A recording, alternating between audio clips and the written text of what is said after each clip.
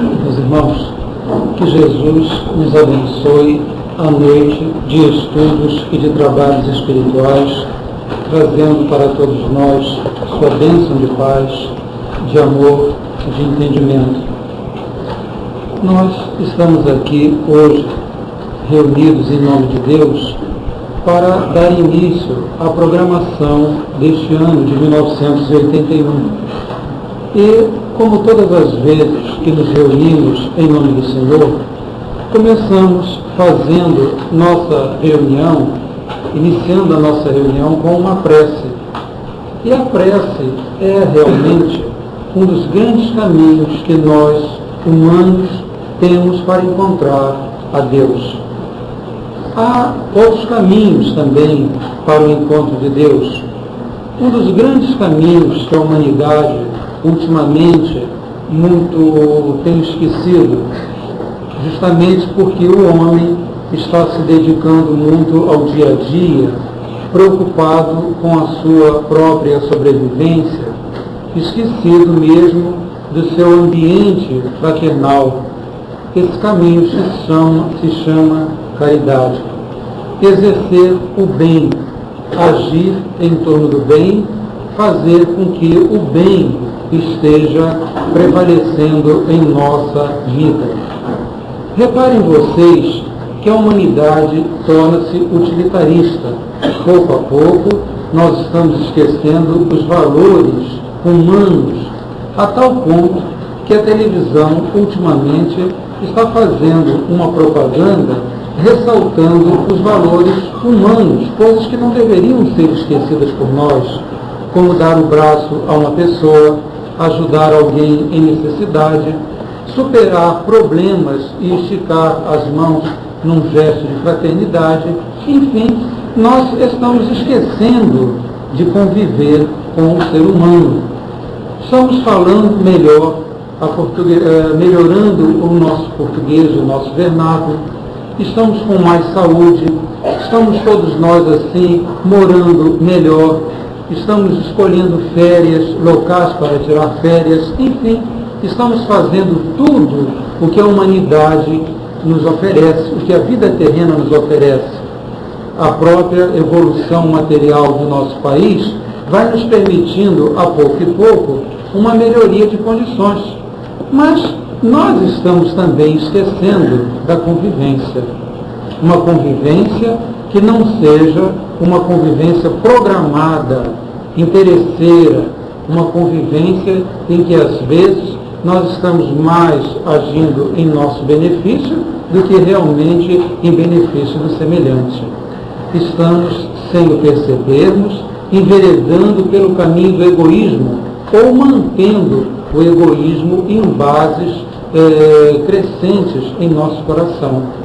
Ora, quando o homem está numa casa espírita, a primeira lição que ele aprende, uma das primeiras lições que ele aprende, justamente é a de combater o egoísmo, é a de ultrapassar aquela fase do primeiro eu, depois eu novamente, e depois de mim, se puder, novamente a minha vez. Nós estamos aqui justamente ultrapassando essas barreiras constringentes do egoísmo. Agora, quando o homem está dentro de uma instituição espírita e está esquecido desse sentimento, ele então terá, pesando sobre o seu psiquismo, além do próprio egoísmo em si, a ausência de caridade que ele está aprendendo na instituição espírita. O espírita ou o frequentador da casa espírita terá então esse peso duplicado, porque não só o egoísmo que nós praticamos pesa no nosso psiquismo, mas também quando nós estamos dentro de uma casa espírita, estudando espiritismo, aprendendo a conviver com os outros, nós então temos um peso dobrado. Ora, meus irmãos, justamente lutar contra essa forma de viver egoisticamente é que os centros espíritas, para nos ensinar a lutar contra essa forma de viver egoisticamente, é que os centros espíritas estão abertos. É um dos aspectos da posição da implantação de um trabalho doutrinário nos termos que nós temos aqui. Nós todos poderíamos estudar doutrina espírita em nosso próprio lar, mas quantas vezes nós teríamos a vontade de estudar? Quantos dias nós dedicaríamos a esse estudo? Ou como nós iríamos estudar? Talvez estudar em pontos que nos interessassem, analisar pontos que nos interessassem. A instituição espírita, aberta, assim como nós estamos vendo aqui, não nos permite que o estudo fique limitado àquilo que a gente pretende ouvir. Ela nos obriga a ouvir coisas além daquilo que nós pretendemos ouvir. Justamente porque é o conceito de um irmão, é a orientação de um plano espiritual, é a leitura de uma página que talvez nós não tivéssemos acesso dentro do nosso lar, mas aqui nós temos. Enfim, são as circunstâncias coletivas que a convivência assim, em meio de uma coletividade cria para que nós possamos estudar e aprender novamente a agir no bem. Ora, meus irmãos, mas agir em torno do bem, fazer a caridade, ela tem aspectos variados. Nós temos, segundo nos ensina o Evangelho segundo o Espiritismo, a caridade material, que é aquela que consiste em ajudar ao semelhante através do recurso material, e temos a caridade moral, que é a caridade do silêncio ante as falhas alheias, a caridade da compreensão ante a dificuldade do próximo, a caridade do silenciar diante de uma agressão cometida contra nós. Isso também é uma forma de caridade. Pois bem, o centro espírita, principalmente o centro espírita, vem alertando o homem para ter atenção para esse tipo de caridade. Vamos explicar melhor. O que nós estamos fazendo aqui dentro do centro espírita, nós, os aqui presentes? Provavelmente, a maioria absoluta dos presentes aqui não necessitam de um prato de comida, mas, provavelmente também, a grande maioria está precisando de compreensão. Nós todos temos dificuldades dentro do lar, temos problemas a solucionar, temos dificuldades a vencer no relacionamento, temos dificuldades a superar dentro da nossa própria casa, às vezes com a mãe, com o pai, com a esposa, com o companheiro, com o filho. Quantas esposas têm dificuldade de conviver com o próprio marido? E quantos maridos têm dificuldade de conviver com a própria esposa? Ora, todos exercerão a caridade a partir do momento que começarem a compreender as dificuldades dele. E o interessante é que nós, espíritas, estamos partindo para um gênero de atuação esquisita, vamos até dizer assim. Nós estamos preocupados em ir para Malé, que é o nosso caso aqui, ajudar os semelhantes, e às vezes abandonamos a própria casa, abandonamos a própria família, abandonamos aquela pessoa que convive com a gente.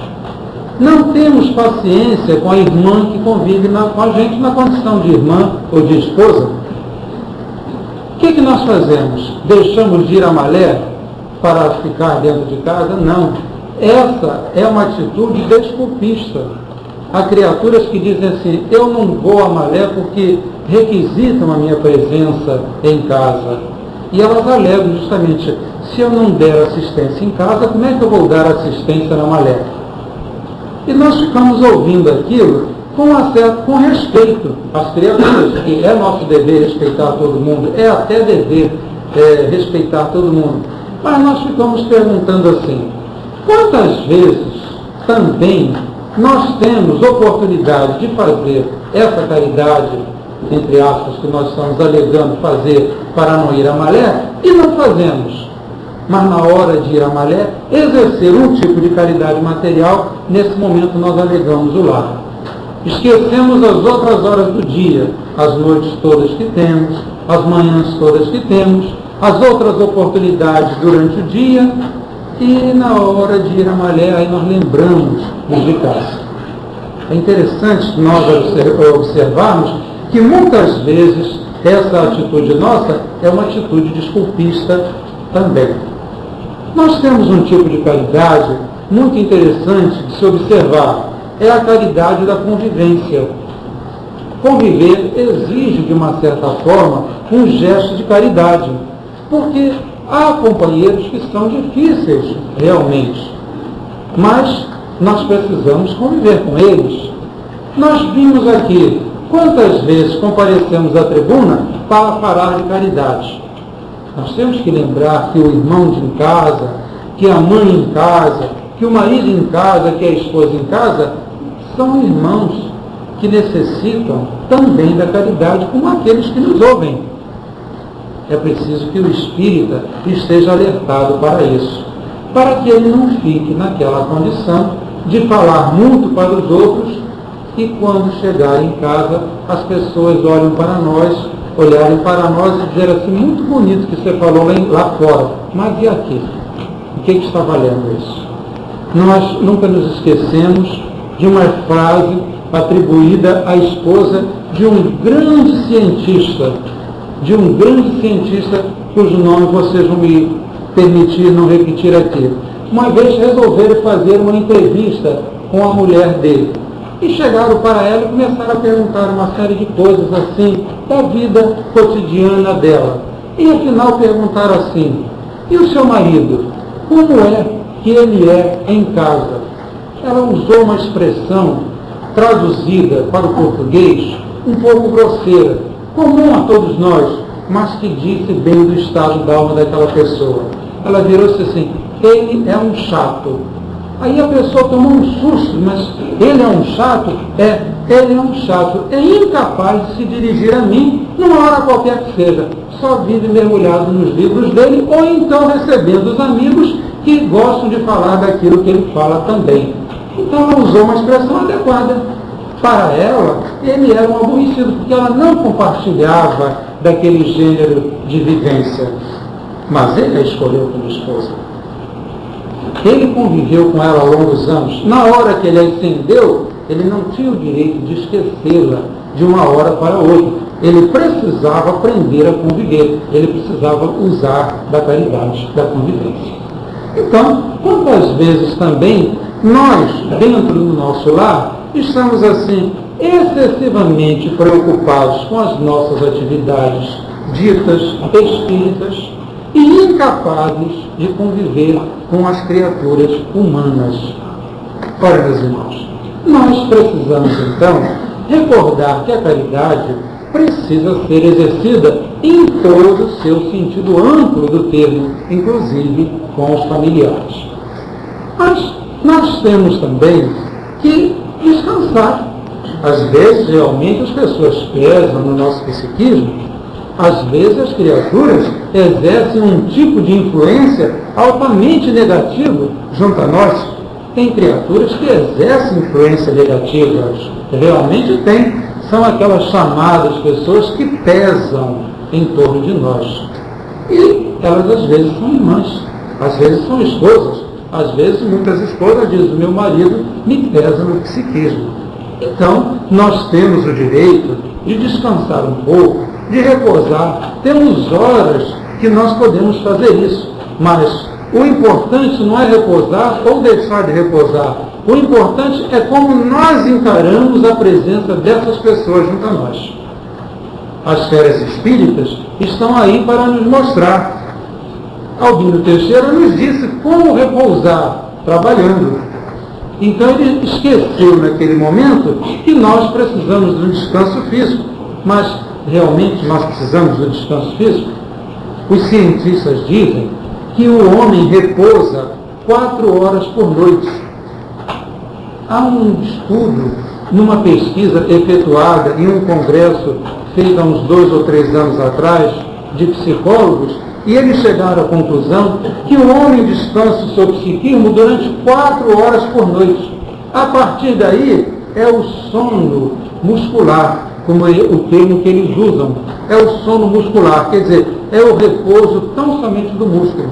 Quem não dormir aquelas 4 horas repousantes para o que eles dizem assim, para o psiquismo, para nós chama, para a nossa alma, quem não descansar aquelas 4 horas fica exausto psiquicamente.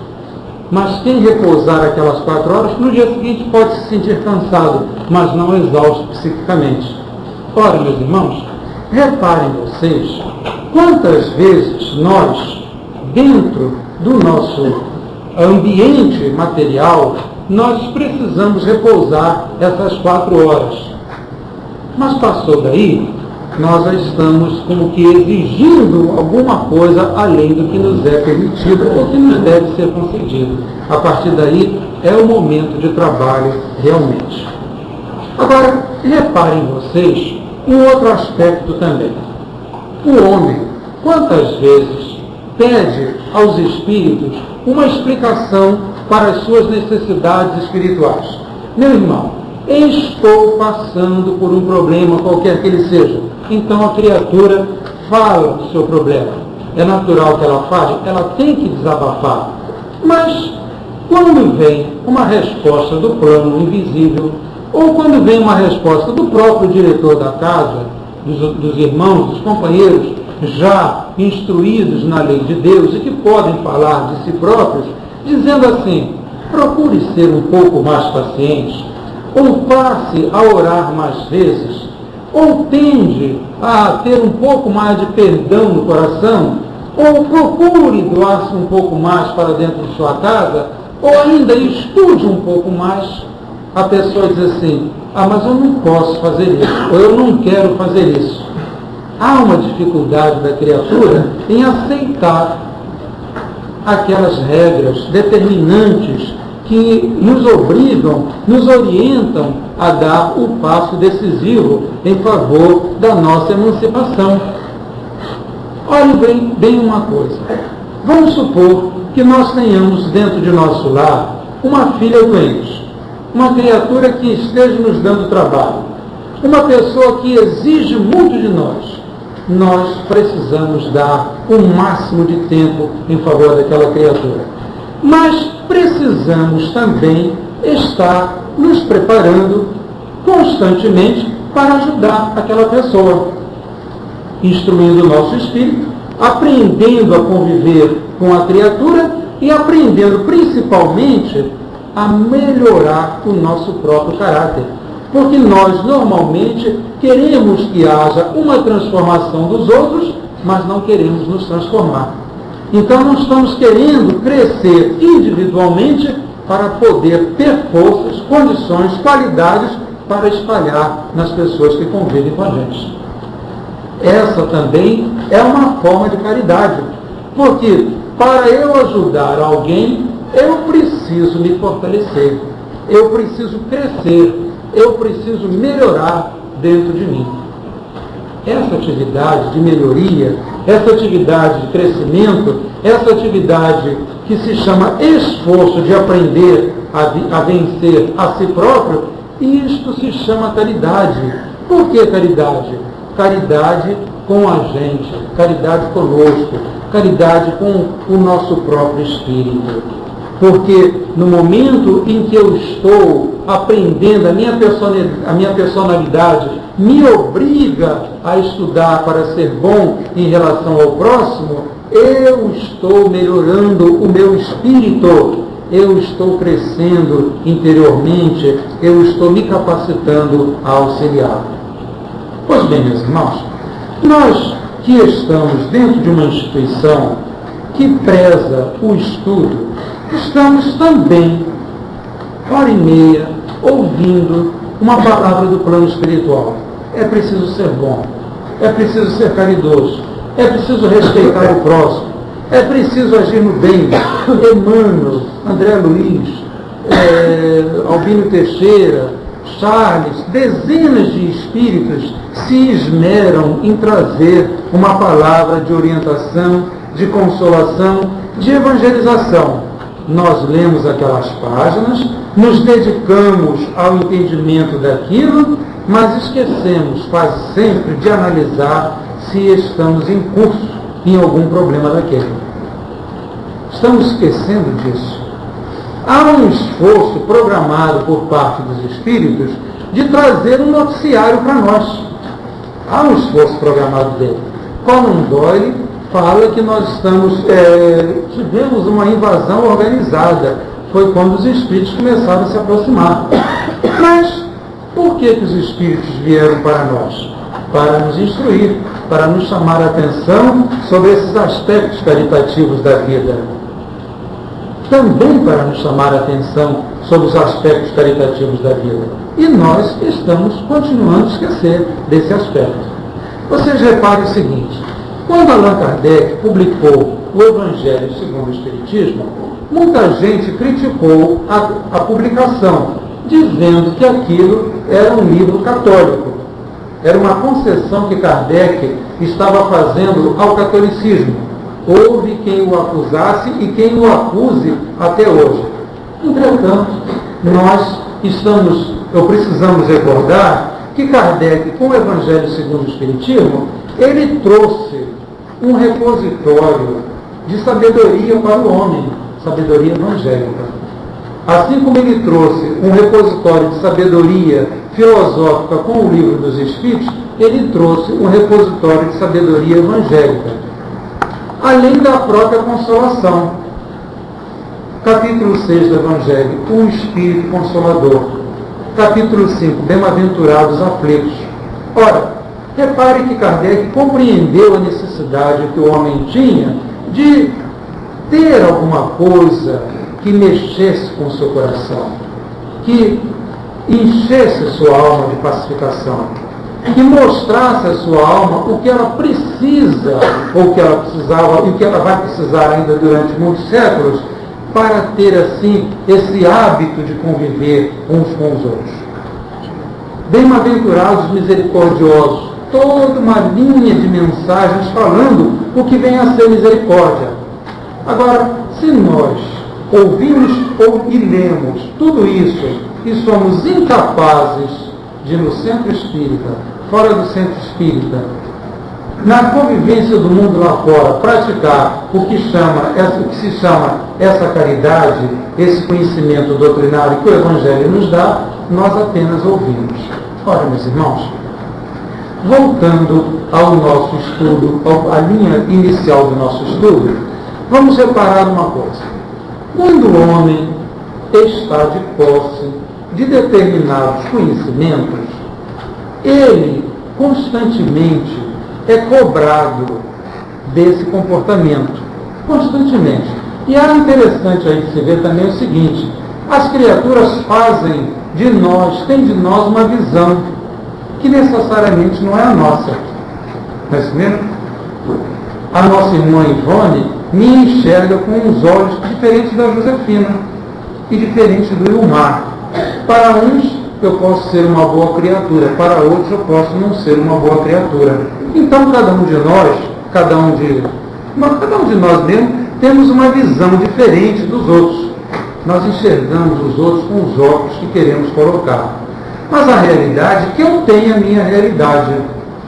Eu tenho a minha realidade, independente da visão com que ela me vê.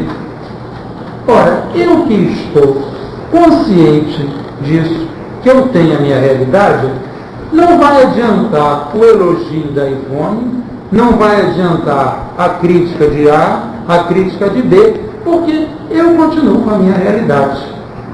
A crítica de A de B, o elogio de A de B, não vão transformar o meu coração. Podem até me chamar a atenção, mas não vão transformar o meu coração. Mas a verdade é que quando nós estamos conscientes disso, nós então passamos a cuidar da nossa imagem. Não para atender a Ivone nem a Josefina, mas para atender a minha necessidade espiritual.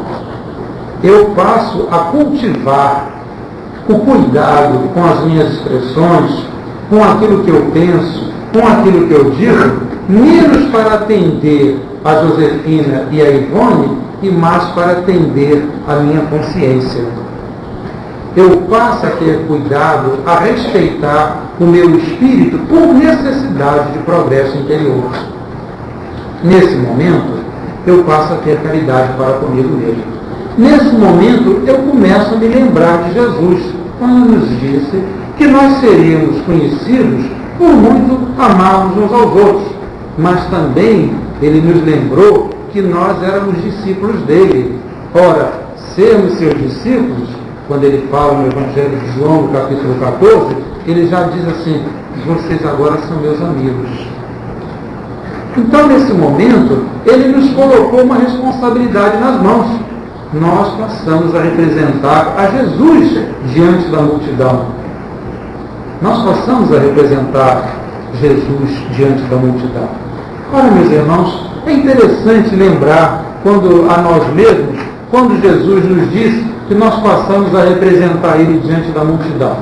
Nesse momento, nós, os que estamos assim, mais à testa dos trabalhos, que estamos assim, mais à testa das responsabilidades, da direção de uma casa, mais à testa dos trabalhos mediúnicos, nós iremos ajudar aos outros na medida do nosso crescimento espiritual. Na medida do nosso crescimento espiritual. Então, o homem ajudará tanto mais quanto mais virtudes ele tiver. Quanto mais virtudes ele amealhar dentro de si. Há criaturas que dizem assim: eu gostaria de ajudar o próximo, mas não sei o que fazer. Mas ele não cresceu dentro de si. Ele não aprendeu a crescer dentro de si. Então ele não pode ajudar realmente. Ele não tem condições de ajudar realmente. Há um convite permanente da doutrina espírita convocando os homens a serem trabalhadores da causa doutrinária.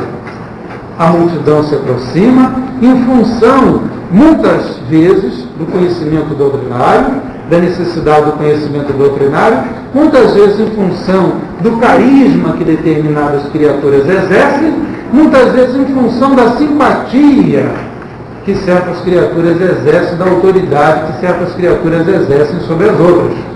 Ora, meus irmãos, reparem que nesse momento, nós que temos condição de exercer esse carisma, exercer essa autoridade, nós temos uma verdadeira dificuldade para conseguir juntar nossos conhecimentos, nossos conceitos e aquilo que os outros esperam de nós.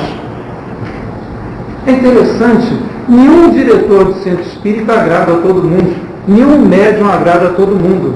Então nós ficamos sem saber como agir. Como é que nós podemos agir? Ter a certeza de que estamos agindo. Como a Vera vai ter certeza de que está agindo corretamente lá na Rocinha? Justamente quando ela começar a exercer as suas tarefas em função da caridade. Que aí, nesse momento, ela não irá se preocupar tanto com os outros, irá se preocupar com o que Jesus espera dela.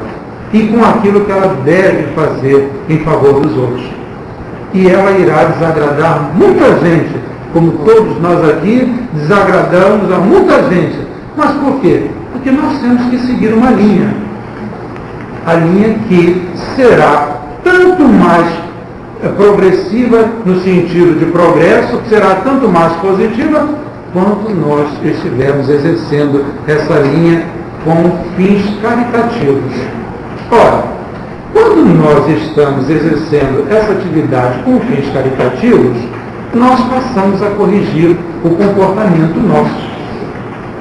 Se eu sei, por exemplo, que o meu gesto de simpatia desperta nas outras criaturas um certo constrangimento, as minhas efusões despertam nos outros certos constrangimentos, qual é o meu dever de caridade? Limitar os meus gestos. Eu tenho que fazer isso. Sou obrigado a fazer isso para evitar constrangimentos na criatura. Se ao contrário, eu sou assim um tanto agressivo, se eu sou sem preocupação, também temos que recordar que há um comportamento caritativo da gente no agir corretamente, no agir com prudência, no agir com equilíbrio. A caridade, ela não parte de um único ponto, ela parte dos dois polos. Ela parte dos dois polos.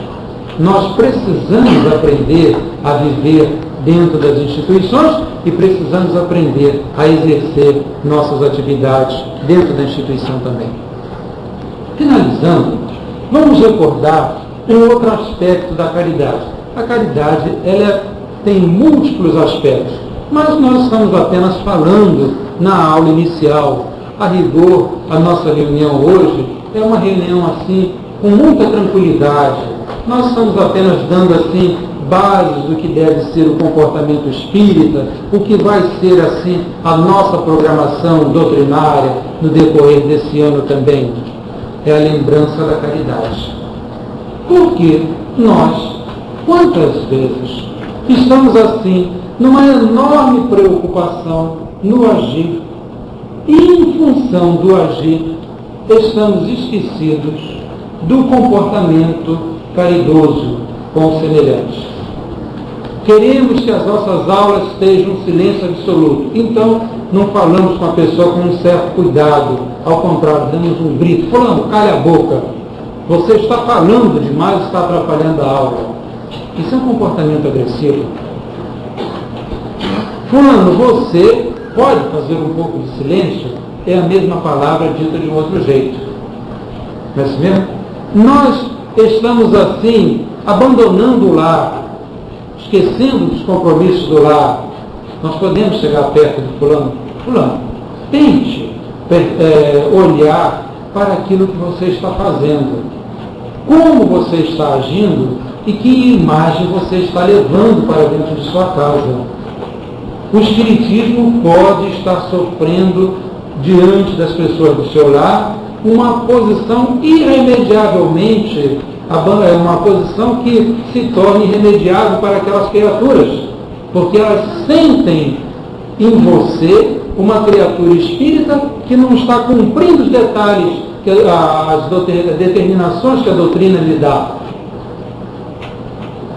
Você pode estar agindo de tal modo que está implantando nos corações familiares um afastamento da doutrina espírita. É um gesto de caridade esse também. Nós temos, por exemplo, a caridade dentro da própria instituição espírita.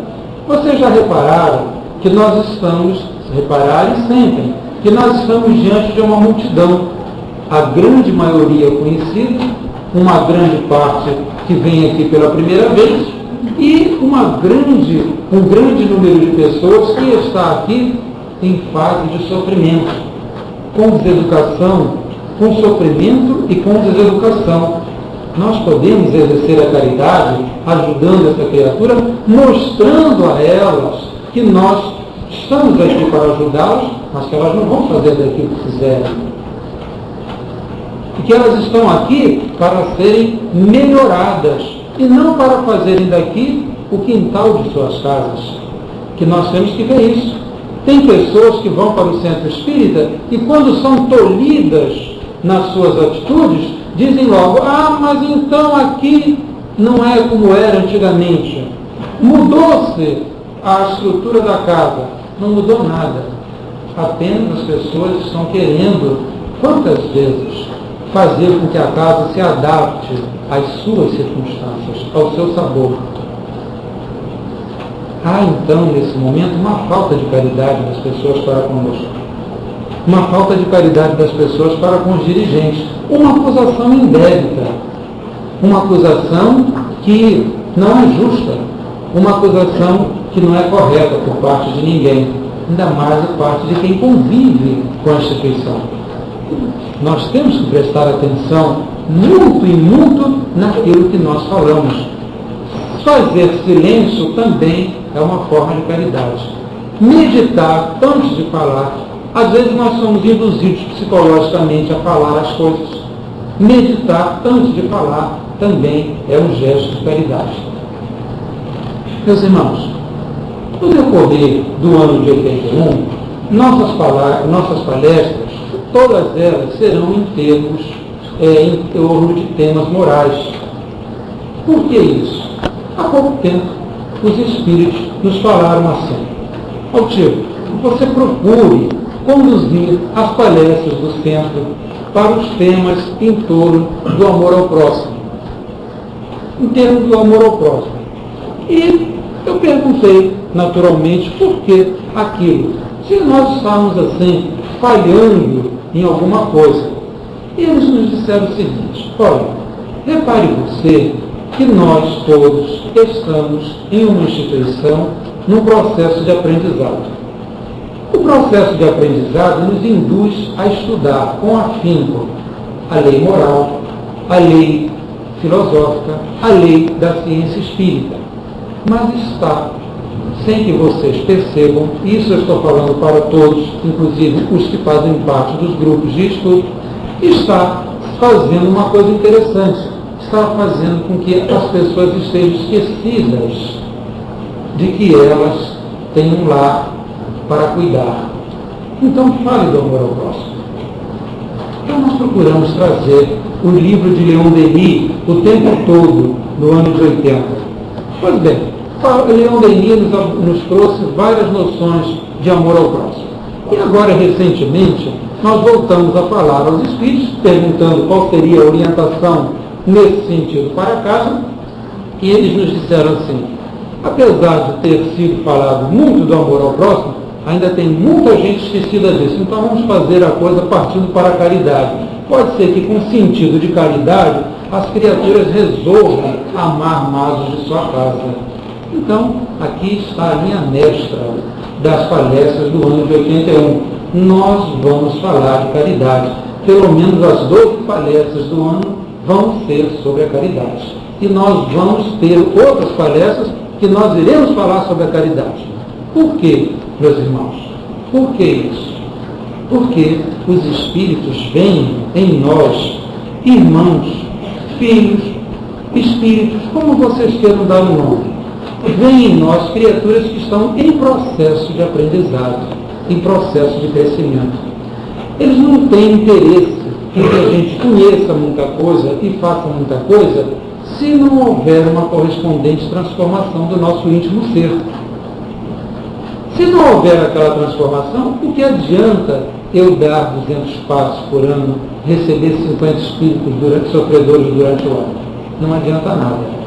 Nós precisamos fazer uma correlação entre aquilo que eu faço e aquilo que eu me transformo. Nós estamos precisando lembrar disso, meus irmãos. A caridade conosco é uma caridade que não deve ser esquecida. Uma caridade de aprendizado, com vistas ao nosso próprio espírito. E nisso não vai acusação a ninguém.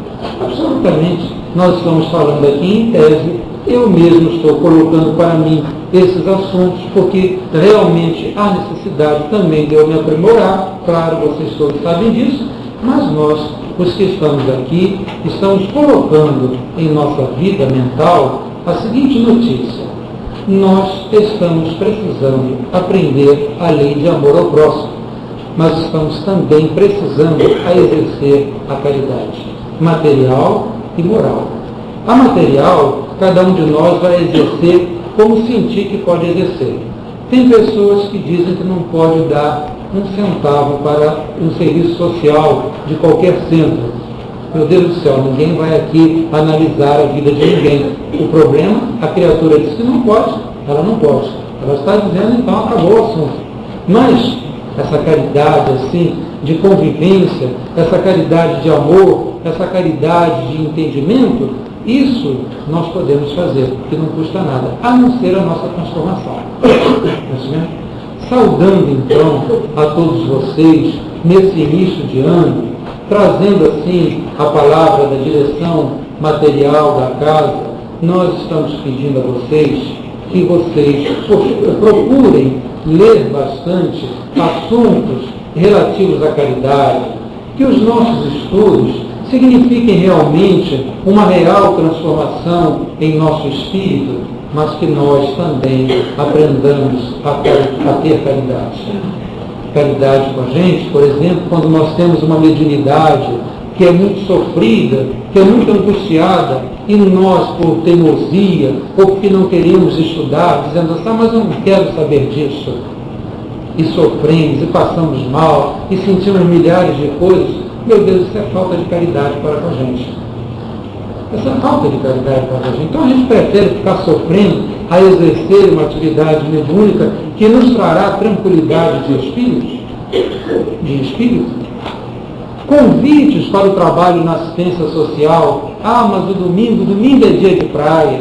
Vá à praia de manhã, vá ao serviço social de tarde. Nosso serviço social já é à tarde, já dá para quem quiser ir de manhã à sua praia. A noite é muito quente para eu estar dentro do centro espírita. Nós não temos ar refrigerado, nem vamos ter. Mas então, estamos aqui apenas 1 hora, 1h30. Nem todos nós temos ar refrigerado em casa também. Então podemos conviver com o calor daqui. Meus irmãos, lembrando as palavras de Jesus, de que nós éramos discípulos dele, mas também éramos amigos dele, vamos lembrar que ser amigo significa dar o braço, conviver e caminhar. Saudando a todos vocês, no ano que se inicia, nós estamos fazendo um convite. Vamos todos caminhar em direção a Jesus. Caminhar em direção a Deus, buscando a paz da consciência, pelo serviço que a gente faça, pela implantação dos gestos de bondade, pela tolerância que a gente tenha em relação ao próximo. Caminhar em direção a Deus, esquecendo as rusgas, esquecendo os mal-estares, esquecendo o domínio das trevas em nós. Não nos esqueçamos, quando nós implantamos mal nos outros, temos a certeza que ninguém está sendo bem vibrado, ninguém está sendo vibrado por um espírito positivo, ao contrário, está sendo vibrado por um espírito malfeitor. E nós todos que estamos ainda nesta noite ouvindo esta palavra nossa, assim, muito singela para vocês, nós não nos esqueçamos, principalmente, que dar os braços significa também tirar todas as restrições que a gente faça com relação às pessoas. Ninguém dá o braço com cartas marcadas, meus irmãos. Ninguém dá os braços, ou ninguém dá o braço um ao outro com um espírito preconcebido ou tentando tirar o proveito daquela situação. Isso é anticristão, isso é anti-espírita. Isso não é justo com vocês, não é justo com ninguém, não é justo com as pessoas com quem vocês estão convivendo. Tenhamos esse peito aberto de falar claramente com as criaturas, de olhar para as criaturas nos olhos e de não sentir nenhum constrangimento de fazer o que nós estamos fazendo quando nós estamos agindo em termos cristãos. E principalmente, meus irmãos, não nos esqueçamos que nós temos um juiz muito rigoroso, que é a nossa própria consciência. E essa consciência, ela é que precisa ser tratada. Não é o julgamento dos outros, mas o nosso julgamento. Vamos dar as mãos, vamos dar os braços, vamos fazer o que for possível. Não há necessidade de vocês trabalharem só aqui, os que não estão vinculados aos trabalhos mediúnicos da casa, nem aos trabalhos assistenciais da casa. Há muita coisa que fazer aí fora, mas hajam mesmo com aquele espírito de espírita, que é o espírito cristão, que diz que nós temos que fazer alguma coisa em favor do próximo, mas fazer sem espírito preconcebido. Que até quando nós agimos, tentando amealhar recursos da espiritualidade, nós estamos agindo premeditadamente. E isso não é caridoso. Isso é anticaritativo. E reparemos bem que nós, os que estamos dentro da casa espírita, trabalhando como médiuns, trabalhando na assistência social ou como diretores de uma instituição, nós seremos responsáveis, muito mais responsáveis por aquilo que se faz. Porque agindo às escondidas, agindo assim como que fazendo as coisas sem que os outros saibam, de uma certa forma nós já temos o temor da crítica. Então nós sabemos que estamos errados. Isso, repito, não é cristão. Nós que estamos na nossa instituição, pretendemos que todos nós, os que aqui estamos, tenhamos esse espírito de liberdade espiritual que a doutrina espírita nos traz. Caminhar para a frente, caminhar para o alto, caminhar para Deus, caminhar com Jesus. caminhar com os bons espíritos. Esse é o propósito que a Casa Espírita tem, que pretende trazer para todos vocês e que espera que todos cumpram no decorrer desse ano. Que Deus nos abençoe. O Senhor da vida leva todos vocês de volta aos lares. Guardem no coração a mensagem da esperança. Homem algum vive sem esperanças. Cultivem esta virtude e façam dela um terreno onde normalmente vocês vão buscar flores para resistir aos embates da própria vida. Cada dia que se passa, o homem mais e mais sente necessidade dos valores da alma, dos valores do espírito. Não se esqueçam de que o homem moderno, o filho das máquinas do dia de hoje, está começando a sentir cansaço, justamente porque se a máquina facilita a vida, impede ou não dá manifestações de espírito. O homem, oriundo de um plano em que as manifestações são puramente espirituais, não pode, não deve, não consegue viver sem os valores do espírito. Multipliquem assim as possibilidades de ver, sentir, ouvir. Lições ou circunstâncias que favoreçam a eclosão do espírito em cada um. Para isso, o hábito da oração, a leitura, a audição de palestras, a meditação, o cultivo dos valores superiores.